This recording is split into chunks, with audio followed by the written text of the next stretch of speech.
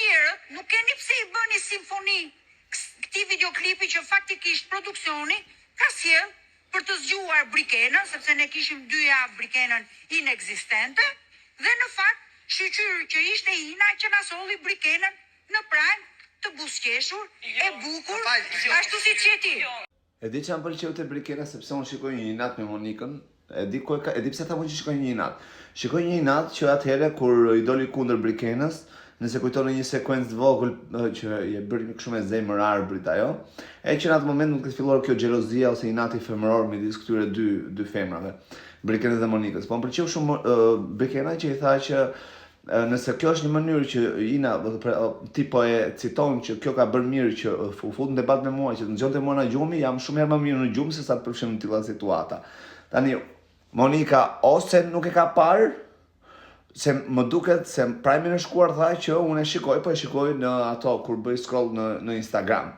Dhe faktikisht është e vërteta, nëse e shikon Monika për shembull vetëm në postimet e Instagramit të faqes zyrtare të Big Brother VIP Albania, normale që nuk arrin të kuptoj situatat dhe normale që nuk di të vlerësoj situatat. Ne nuk po flasim për shembull, nuk është se po flasim bëri mirë apo nuk bëri mirë që u debatoi Ina me Brikenën sepse e zgjoi apo jo na gjumin Brikenën.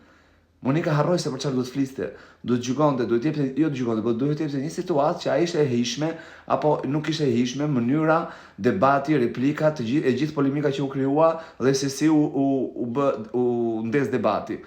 Po duket që Monika ja fusi 7-13 sepse është e vërtetë se po ta shikosh vetëm në Instagrami, nuk e kap dot. Ne që e shohim për shembull nga digital tek ato, te 2 kanalet, patjetër që e kuptojmë akoma më mirë dhe dim se sa gabim që është ajo.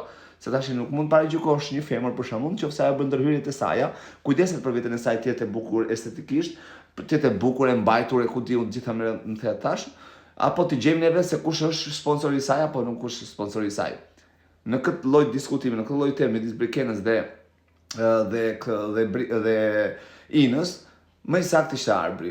Mund të vi inat Monikës sa të doj, por deri tani e shohim që është Arbri shumë herë më i fortë, sepse i tha që, okay, ti je shembulli më i keq i femrës që mund të cilët me një femër tjetër. Dhe po, është e vërtetë. Dhe e dyta që ti po kërkon të gjesh sponsorin e Inës. Me thënë drejtën, me sot çfarë pash, po e shikoj që po i ndej shumë mungesën e Ketës. Javës që shkoi.